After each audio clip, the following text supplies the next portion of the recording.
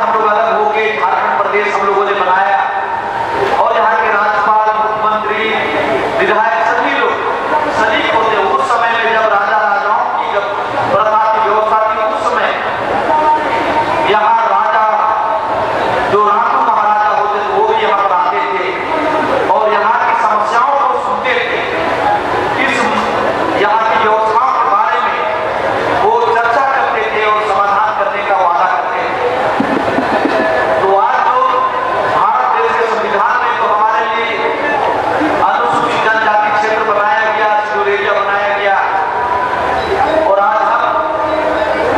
अपने बातों को विधानसभा में रखते हैं, अपनी बातों को लोकसभा में रखते हैं। तो इस तरह की जो न्यायपालिका, विधायिका और कार्यपालिका पत्रकारिता की जो आज भी जीवंत उदाहरण हमारा आदिवासी समाज है और इतनी सुव्यवस्थित समाज और सभ्यता का विकास अगर कहा जाए तो सिंधु घाटी सभ्यता की जब बात करते हैं मोहनजोदड़ो हड़प्पा की, तो मोहनजोदड़ो हड़प्पा सिंधु घाटी सभ्यता की जो घटना है उसकी भी हम लोग कर्म गीत में हम लोग गाते हैं। जैसा कि हम लोग अगर देखें तो हदीस कुरान हो, रामायण गीता हो, बाइबल हो, वेद कुरान हो, जो अन्य धर्मावलंबी जो है उसके द्वारा गाइड होते हैं, उसके द्वारा धर्म और समाज की बात को जानते हैं। तो हमारा लोक कथा, लोकगीत है, उसके अंदर में जो हमारी बातें हैं, जो हमारा जो हम गीत कहते हैं, वो गीत वो केवल गाने वाला गीत नहीं है, वो हमारे लिए अमृत है और उस अमृत का पान हम लोग इस जतरा में आगे करते हैं। जैसे कि जतरा 3 अक्षर से बना है, एक शब्द बना है जतरा और इसका मीनिंग ये होता है ग्रुप में जिया और तारना और रसारना। ये 3 इसका मीनिंग जो है जिया माने आत्मा और तारना मतलब आप लोग समझ रहे हैं